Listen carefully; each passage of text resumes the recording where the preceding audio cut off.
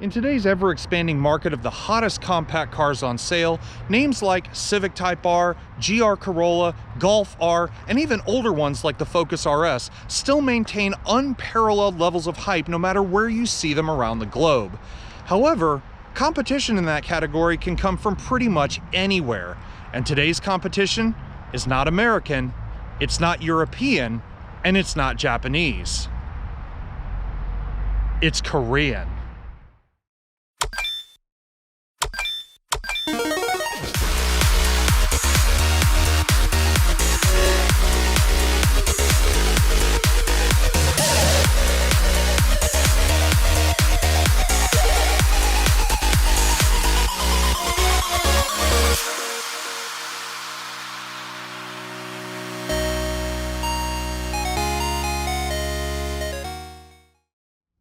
What's happening, ladies and gentlemen, and welcome back to another car review here on the driveway, where this week I am having the absolute time of my life because our friends at Hyundai have sent me the keys to what is only the most powerful compact car they've ever created. Not the most powerful car they've ever created, the most powerful compact they've ever created. This is a 2022 Elantra N. And before you guys start critiquing my mispronunciation of Hyundai every single time I do a video with one of these cars, let me just give you the one figure that counts here. It's not the horsepower, it's not the torque, it's not even the 0 to 60 time, it's the price tag.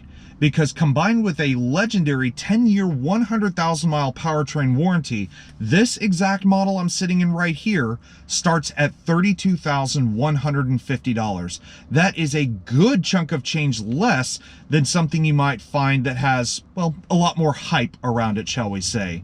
But does it deserve as much hype as a lot of its competitors? Well, I think there's only one way to answer that question.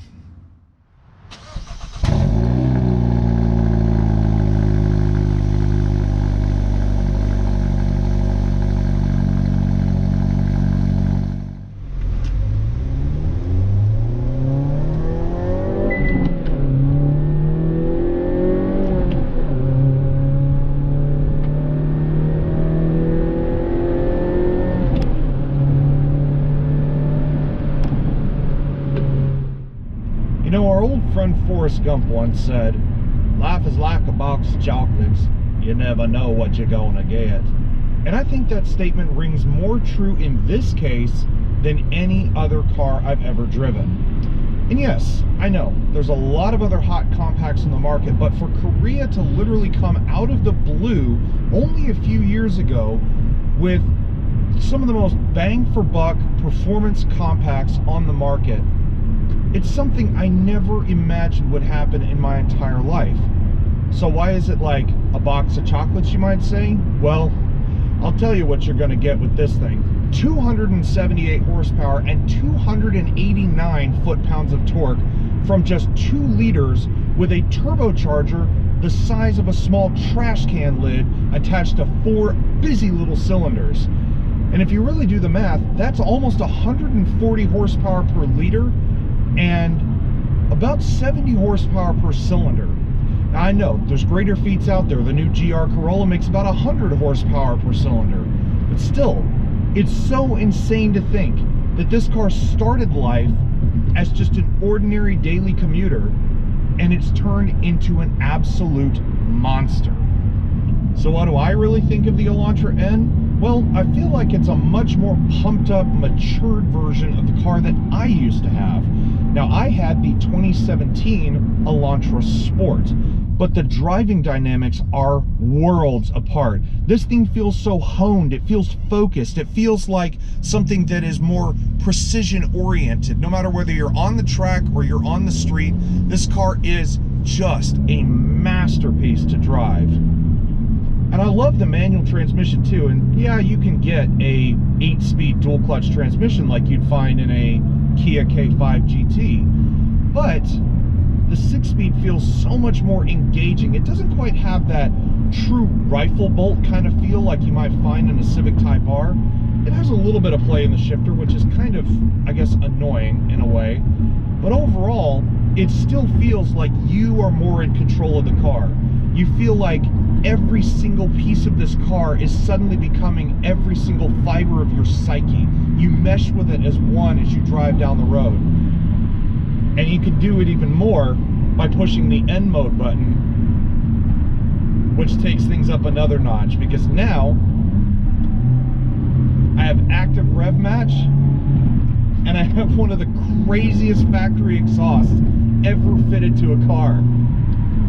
It sounds so good. It's raspy, it's growly, it snarls, it pops, it cracks. It just suddenly turns your emotions up to 11 when you push one little button. And that's the best part about this car.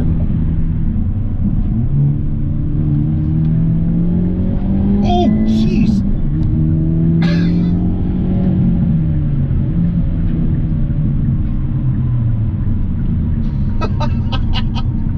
That's actually the first time I've put my foot down in this car. And you know what it makes me think of? It makes me think of the old Evos. You know, you got lag, lag, lag, and then it just finally takes off like a Saturn missile. Wow. And it sounds like one too. That's the odd part. But you have to think exactly how much of a performance bargain this really is, even though the elephant in the room is the fact that this is the least powerful of the names I've mentioned today. The Civic, Golf, Focus, GR Corolla, they all make right at, if not over, 300 horsepower in today's day and age. But this makes about 22 horsepower less, give or take.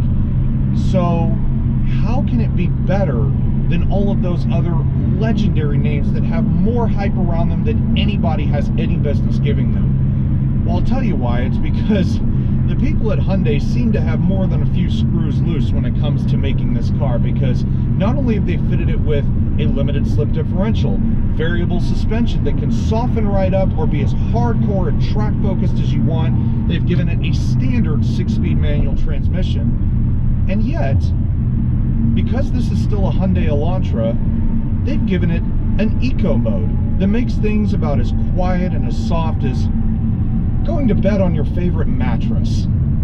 And that's not what this car is about, by any stretch.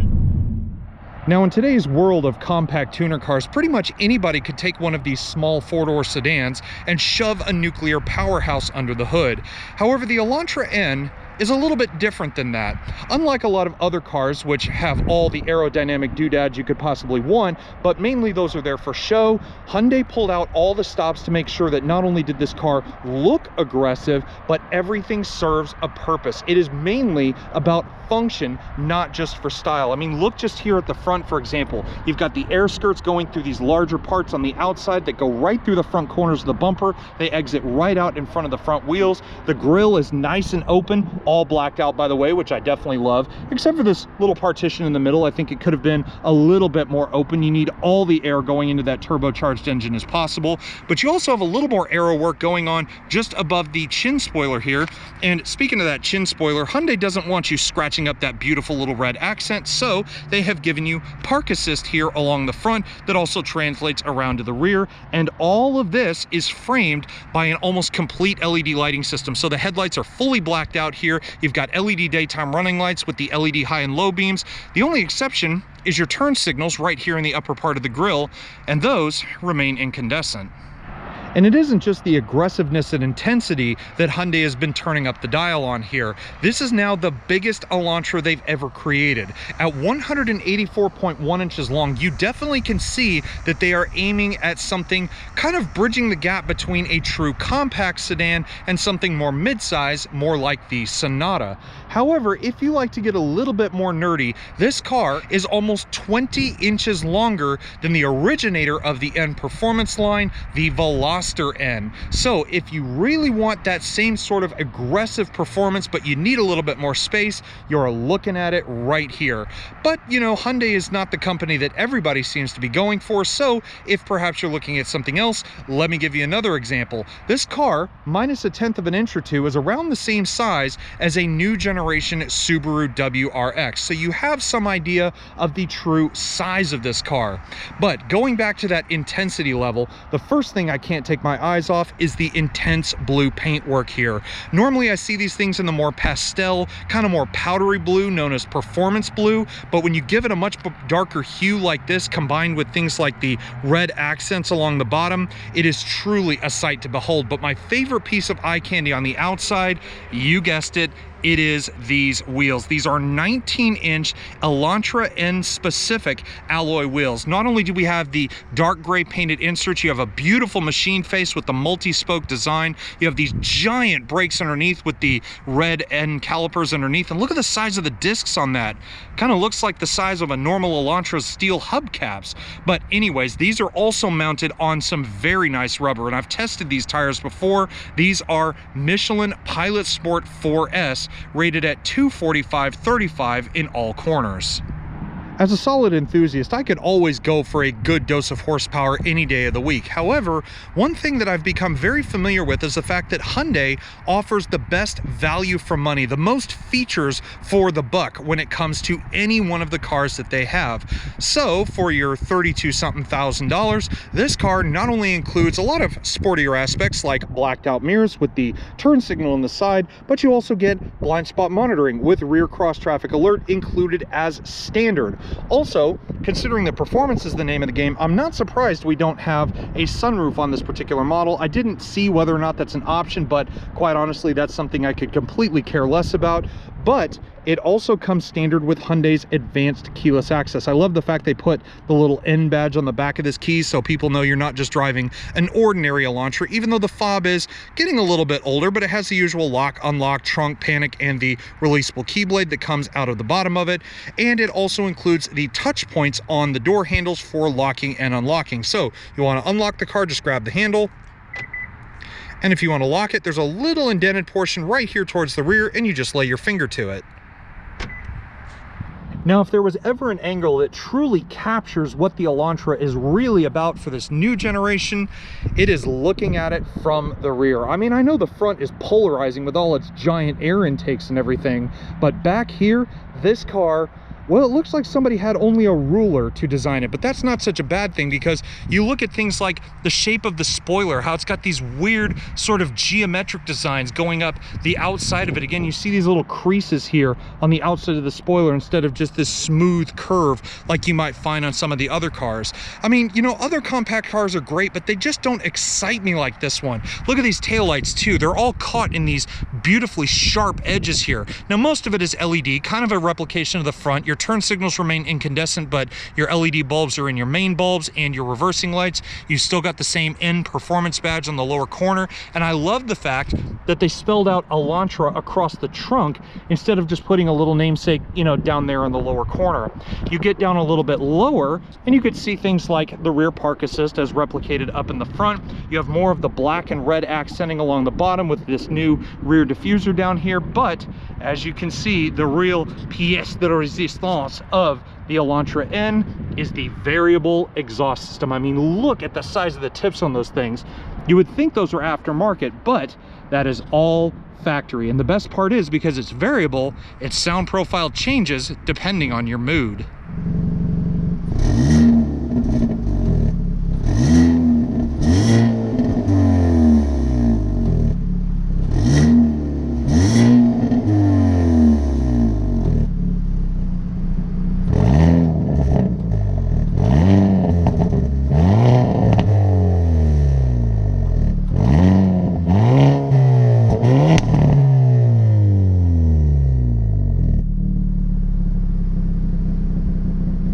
But even with an exhaust system that could absolutely wake anybody out of a graveyard sleep, or a design that would catch eyes just about anywhere it goes, this is still a Hyundai Elantra after all, and whether you use the key fob or the secret little button hidden here on the trunk, well, you would be expecting a pretty decent amount of cargo space. And as you could see, after moving a lot of stuff out of a previous vehicle of mine, well, my cargo space is completely packed. But if none of that was there, you're looking at 14.2 cubic feet of cargo volume. However, the N has a little bit of a weird secret. If you look back here, you will see a rear chassis brace going behind the rear seats. Now, normally you would think that that would mean there would be no kind of 60-40 split or any kind of a fold down seat, right? Well, wrong. You can actually pull both of these tabs right here, and the entire rear seat as one unit completely folds down. So even with that chassis brace still being there, it still means that even if your trunk is full, at least you can have a little bit more space in the back seat as well. So far, it looks like we've got a pretty good recipe on our hands, right? You've got the performance and this aggressively styled body to really set this car apart from an ordinary compact sedan.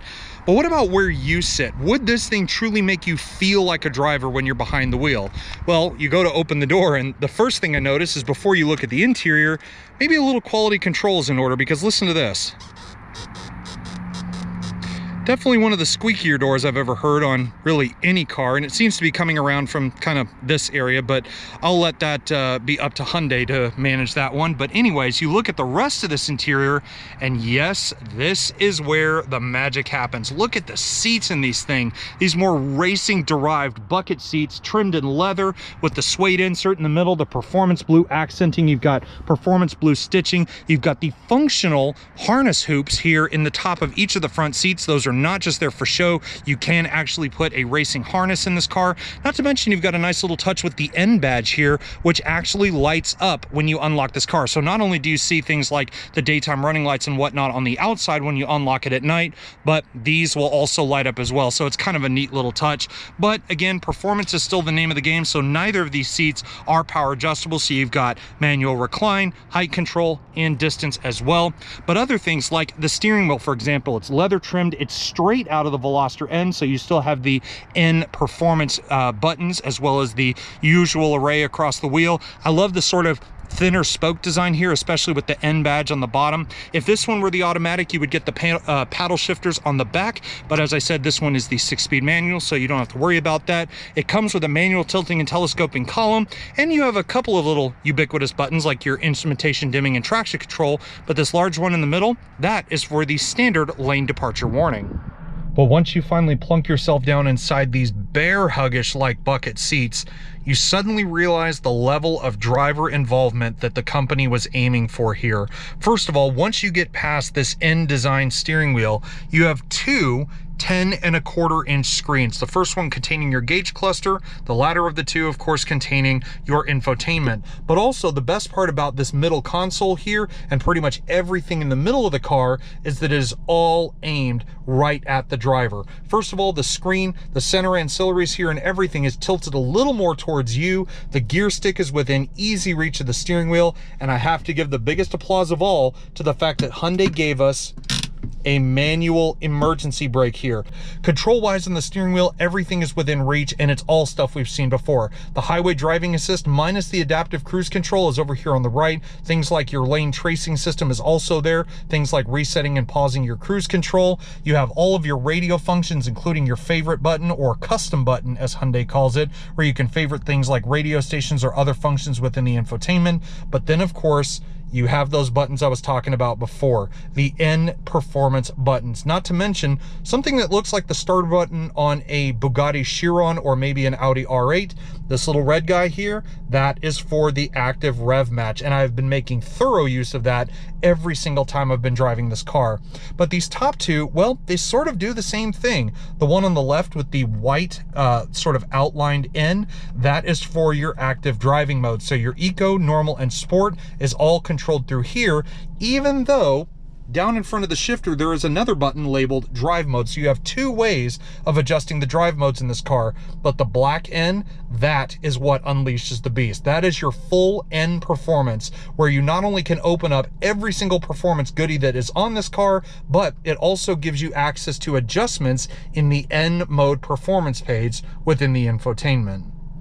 Going back to that infotainment, it's pretty much the same system that we've seen quite a number of times before, actually. First of all, this is a 10.25-inch screen, as I just mentioned, and the system is very much the same as any other Hyundai vehicle that you get into, with pretty much all the same functions, with a little bit of a twist. I mean, you have all the same stuff. You have the wired-in functions like Android Auto and Apple CarPlay. In this case, you also have navigation that you can display as well, but I mean, all of that stuff we've seen in Hyundai vehicles before, except the N mode page. Look at this. You have a circuit map, brake pressure, lap timer, tachometer, engine temperatures, throttle position, all the cool stuff, except also you swipe over.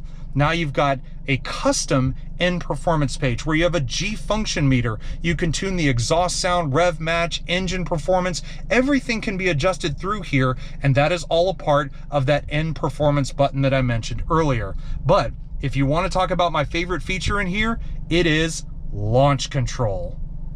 Now, of course, I could enjoy the launch control and its face-ripping acceleration any day of the week, combined with the growl that comes out of the back of this car. But, you know, when driving cars, I don't always want to hear that. Sometimes I just want to play a little music, sit back and relax. And that is why I've really been enjoying the 8-speaker Bose audio system with a factory subwoofer that comes as standard on the Elantra N. And I guess you could say that's just another example of Hyundai giving you a whole lot of options for not a lot of money.